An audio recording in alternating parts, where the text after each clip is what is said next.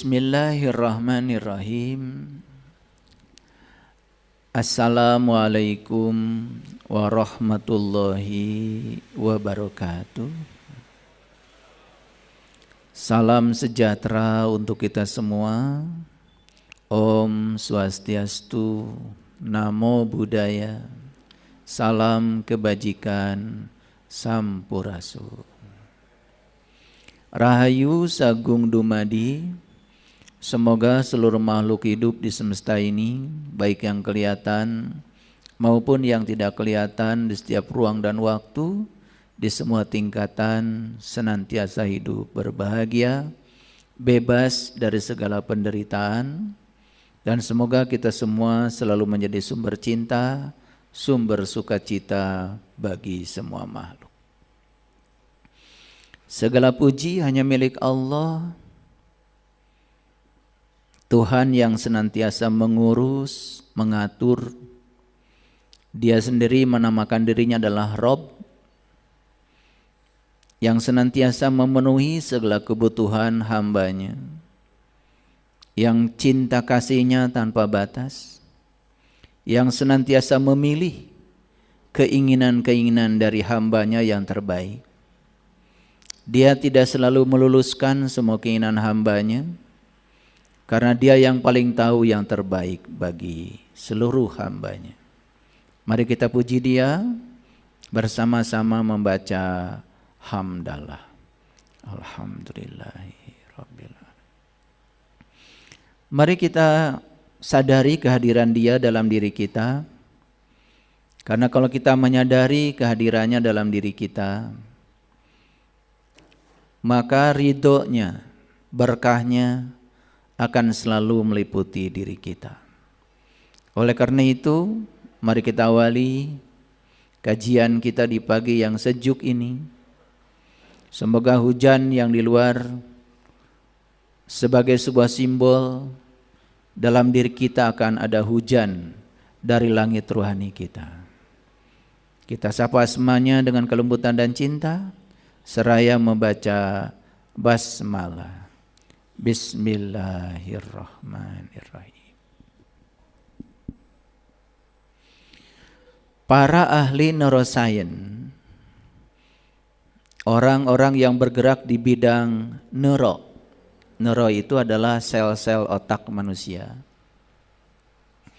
baru saja merilis hasil penelitiannya, kondisi di mana otak manusia itu mengalami ketumpulan karena terus-menerus dihujani oleh kedangkalan makna dari media sosial. Jadi karena tiap hari terus-menerus diserang oleh berbagai informasi, yang informasi itu tidak memiliki makna sama sekali. Dan justru informasi itu hanya kedangkalan. Sehingga yang disebut dengan brain rot itu adalah otak manusia itu mengalami ketumpulan, mengalami kehilangan ketajamannya untuk bisa berpikir kritis dan kreatif.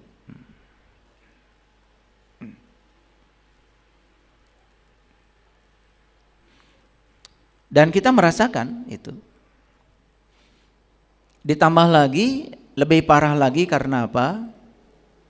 Dogma dan doktrin yang diciptakan oleh sekelompok manusia yang bertujuan untuk mengendalikan supaya potensi dari manusia itu tidak berkembang, terutama dari kelompok manusia tertentu yang tidak menghendaki kelompok-kelompok ini berkembang, potensi akademiknya, potensi intelektualnya, potensi spiritualnya.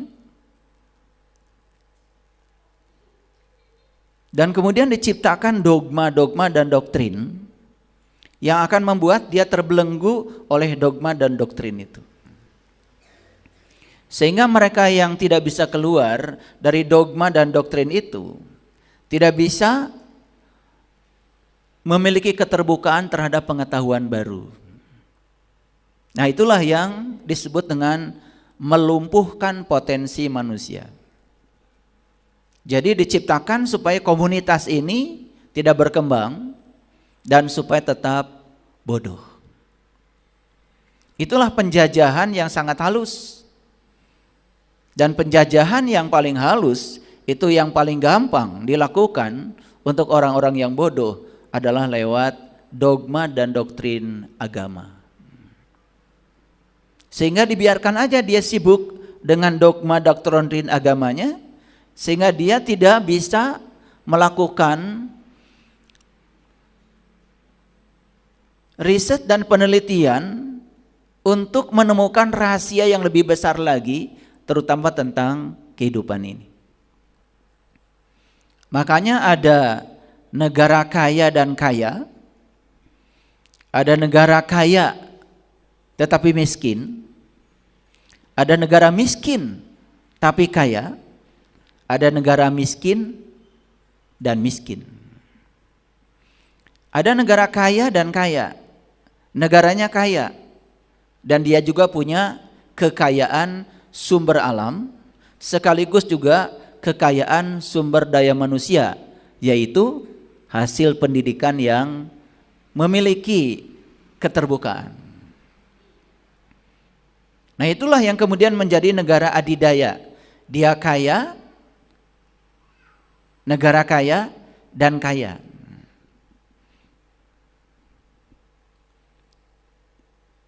Dia punya segalanya. Secara ekonomi dia kaya, dia memiliki sumber daya manusia, dia juga memiliki sumber daya alam yang bisa dimanfaatkan oleh sumber daya manusia itu sehingga dia akan melaju dengan cepat. Itu menjadi penguasa ekonomi saat ini. Ada negara kaya tetapi miskin. Dia kaya tapi tidak punya sumber daya alam. Mohon maaf, seperti Jepang misalnya. Dia kaya tapi miskin. Jepang itu negara kaya, tapi dia miskin dengan sumber daya alam. Dia tidak memiliki segalanya. Tetapi dia pacu sumber daya manusianya. Sehingga dia menjadi kaya lewat sumber daya manusia, walaupun tidak memiliki sumber daya alam, tetapi sumber daya alam yang mereka inginkan bisa diimpor datang ke negaranya. Ada negara miskin, ada negara kaya tetapi miskin, ada negara miskin tapi kaya. Mohon maaf, jadi Jepang itu negara miskin sebetulnya tetapi kaya. Jadi dia miskin dengan sumber daya alam, tetapi karena punya sumber daya manusia dia menjadi kaya. Nah, ada negara kaya tetapi miskin seperti kita. Jadi Indonesia ini masuk negara kaya tapi miskin. Kaya sumber daya alam, tetapi karena barangkali kita belum sadar pernah dijajah selama sekian puluh tahun, pernah dibekukan kecerdasannya, lalu diajarkan dogma-dogma dan doktrin yang menghalangi kita untuk keluar dari penjara itu, sehingga kita menjadi negara kaya tapi miskin. Kaya dengan sumber daya alam, tetapi sumber daya alam ini tidak bisa diproduksi untuk menjadi apapun karena manusianya terlalu asik dengan dogma dan doktrin, sehingga akibatnya menjadi miskin. Nah, lebih parah lagi, ada negara miskin sekaligus miskin. Jadi tidak punya segalanya itu. Sumber daya alam tidak punya, ya. Kemudian negara itu dihantui oleh doktrin dan dogma dan tidak bisa keluar dari penjara itu, akibatnya menjadi negara miskin dan miskin. Jadi saya tidak mau kasih contohnya ya, takut ada yang tersinggung. Itulah bahayanya dogma dan doktrin. Nah, jadi hasil riset ini menyatakan bahwa kebanyakan manusia saat ini mengalami yang disebut dengan ketumpulan otak. Ketumpulan otak ini gara-gara diserbu terus-menerus oleh informasi dangkal, dan apapun informasi ditelan mentah-mentah dan dianggap itu sebagai suatu kebenaran. Apalagi kalau informasinya menggunakan kata agama, itu langsung dipercaya walaupun sumbernya belum tentu. Ya. Berbarengan dengan riset itu, ya, ada riset yang terbaru di dunia biofisika. Tokoh risetnya namanya Dr. Fritz Albert Popp dari Jerman. Beliau ini ahli biofisika. Jadi biofisika itu berarti bio itu biologi, fisika itu ya fisika. Jadi beliau ini punya dua keahlian, satu di bidang biologi, yang satu di bidang fisika. Temuan terbarunya adalah tentang biofoton. Jadi foton itu adalah cahaya. Foton itu gelombang elektromagnetik. Jadi biofoton itu dia memberikan sebuah hasil riset yang mengatakan bahwa segala sesuatu yang disebut dengan biologi, makhluk hidup, ternyata di dalamnya itu sesungguhnya adalah manifestasi dari foton. Foton itu adalah cahaya. Dan kesimpulan akhirnya adalah ternyata manusia ini aslinya adalah makhluk cahaya. Bayangkan ya, itu riset. Dan sebetulnya memang sejak dari dulu Al-Quran pun menyatakan bahwa ya, yang namanya manusia itu adalah makhluk cahaya.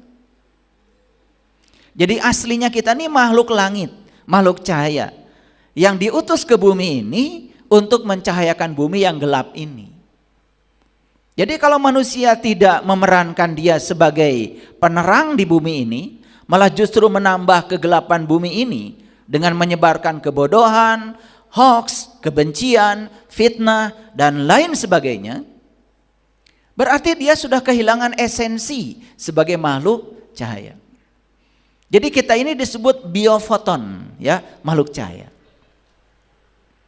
Nah, untuk para sahabat yang sudah membuktikan kalau dirinya adalah makhluk cahaya, saya sampaikan selamat. Untuk yang belum, segera belajar. Harus bisa membuktikan. Karena hasil riset ini, ya, itu menguatkan apa yang dikatakan dalam kitab suci. Jadi Allah setelah menyempurnakan penciptanya, lalu meniupkan ruhku. Dan dalam Al-Quran, supaya ruh itu dikenal, maka oleh Allah, ruh itu dijadikan sebagai cahaya. Wa ja'alnahu nuron, itu dalam bahasa Quran. Hebat ya. Nah, jadi tinggal menunggu waktu aja. Kebenaran itu secara perlahan itu akan menemukan titik terangnya. Ya.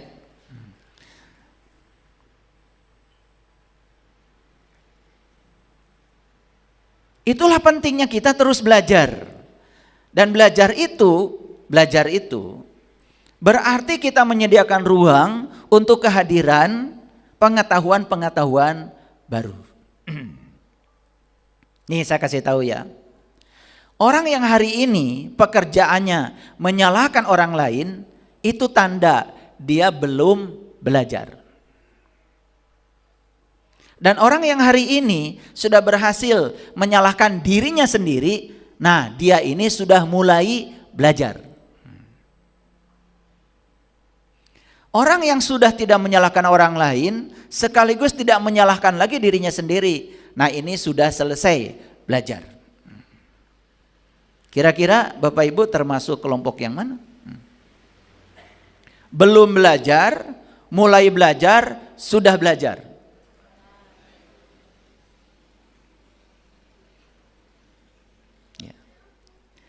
Kan banyak tuh ya, di TikTok, di YouTube, Pekerjaannya itu hanya menyalahkan orang lain. Merasa dirinya paling benar. Semua yang dikatakan orang-orang lain itu pokoknya bagi dia salah aja. Menyesatkan orang lain, menganggap rendah orang lain. Nah, itu jangan lupa ya, orang yang semacam ini belum belajar. Belum. Tapi kalau orang yang sudah menyadari kesalahannya, dia tahu kalau dia itu tidak tahu, lalu cepat-cepat mencari tahu, maka dia sudah mulai mengawali kebijaksanaan hidup. Itu yang disebut dengan mulai belajar. Ini orang tua ya, yang suka nyalah-nyalahkan anak tuh belum belajar. Jadi kalau anaknya nakal, dia kemudian menarik diri. Jangan-jangan yang salah adalah saya. Karena anak itu hanya mewarisi kodrat saya, kodrat material dari tubuh saya, dan kodrat sifat dari sifat-sifat saya. Jangan-jangan anak-anak berantem di sekolah itu karena pernah melihat orang tuanya berantem di rumah. Kan anak itu punya memori, punya mirror neuron, punya cermin saraf. Jadi apa yang dia lihat dipraktekkan di tempat yang lain. Sehingga orang tua yang semacam ini tidak buru-buru menyalahkan anak, apalagi ngambil sapu gebugin anak. Langsung dia introspeksi diri. Jangan-jangan ini adalah salah saya. Nah, itu mulai belajar. Mulai belajar jadi orang tua maksudnya. Tapi kalau seseorang yang sudah berhenti menyalahkan orang lain, juga sudah berhenti menyalahkan dirinya sendiri, inilah orang yang sudah belajar. Paham ya?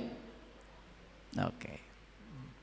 Nah, hari ini saya akan membeberkan sebuah rahasia yang berjudul bebas dari penderitaan ilusi. Ini ada beberapa suku, ada beberapa kata kunci ini. Yang pertama bebas, yang kedua penderitaan, yang ketiga ilusi. Karena hampir kebanyakan manusia menderitanya itu bukan oleh kenyataan hidup, tetapi oleh reaksi dan tanggapan dia terhadap peristiwa yang terjadi dalam hidup. Sebetulnya ditipu orang tuh nggak apa-apa. Kan pesannya cuma, oh saya berarti bodoh, masih ditipu orang, kan gitu aja. Berarti saya harus banyak belajar, gitu aja kan sebetulnya. Tapi karena reaksi dia terhadap orang ini sangat negatif, dan itu yang membuat dia menjadi sangat menderita, bahkan timbul dendam, ingin melampiaskan dendamnya pada orang lain. Padahal sebetulnya semua peristiwa di alam semesta ini netral adanya, menjadi tidak netral karena diberi makna oleh kita sendiri. Ya, paham ya? Nah, makanya hari ini saya akan cerita Nabi Adam. Saya akan cerita, ya, sebetulnya bukan Nabi Adam yang saya ceritakan, Adam sebetulnya. Karena di Quran itu nggak ada Nabi Adam, yang ada itu Adam. Saya mau cerita Hawa. Kalau kita kan kenalnya pakai Siti, betul nggak? Ya, padahal sebenarnya dalam terminologi agama Islam terutama tidak ada itu Siti Hawa, yang ada adalah Hawa. Makanya yang benar itu sebutannya adalah Adam dan Hawa. Ya supaya semua mengerti, ya, yang mana Adam, yang mana Hawa. Tapi saya akan menjelaskan secara hakikat. Saya tidak akan menjelaskan secara syariat. Secara hakikat. Nah, ada Adam, ada Hawa, ada malaikat, ada iblis, ada setan, kan gitu. Dan itu kan semua sudah masuk ya, menjadi satu bangunan pengetahuan di otak kita. Nah, oleh karena itu jangan heran kalau saya menjelaskannya mungkin agak sedikit berbeda dengan yang Bapak Ibu pahami selama ini. Nah, oleh karena itu ya, bagaimana caranya kita bebas dari penderitaan ilusi? Penderitaan ilusi itu adalah penderitaan yang tidak ada sebetulnya, diadakan oleh kita sendiri. Di mana diadakannya? Di pikiran. Dan itu hanya sebatas ilusi. Nah sama ya, dari tadi malam sampai sekarang di luar hujan. Ya. Kemudian ada yang mau mengaji ke tempat ini. Lalu berpikir, saya nggak akan ngaji, takut hujan. Padahal kan faktanya sekarang sudah tidak hujan. Faktanya tidak hujan, tapi otak kita masih takut hujan. Nah takut hujan ini kan diciptakan oleh pikiran. Dan pikiran yang suka menciptakan itu sedang menciptakan penderitaan ilusi. Sama seperti begini, Bapak Ibu kan hari ini faktanya masih punya suami, masih punya istri, betul nggak? Tapi kemudian berpikir, gimana ya kalau besok saya tidak punya suami? Nah, itu penderitaan ilusi. Akhirnya tiba-tiba sekarang jadi menderita, padahal faktanya masih punya pasangan. Suka nggak begitu? Suka. Betul nggak? Mau pergi ke mall, di sini lalu berpikir, saya kalau pergi ke mall takut nggak ada parkir. Fakta apa ilusi itu? Ilusi kan? Itu hanya di pikiran saja. Tapi hati-hati karena pikiran ini sebetulnya sedang menciptakan kenyataan. Apa yang dirasa nyata oleh pikiran bisa jadi menjadi kenyataan walaupun saat itu masih ilusi.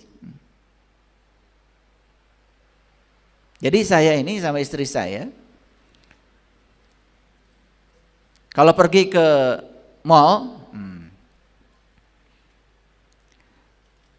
saking kuatnya pikiran saya bahwa saya akan dapat parkir paling depan dan parkirnya di situ-situ saja. Setiap saya ke situ, saya selalu dapat parkir di tempat yang sama, paling depan di situ, di timing yang sama. Dan itu bukan kebetulan itu. Bukan kebetulan. Ya? Oke.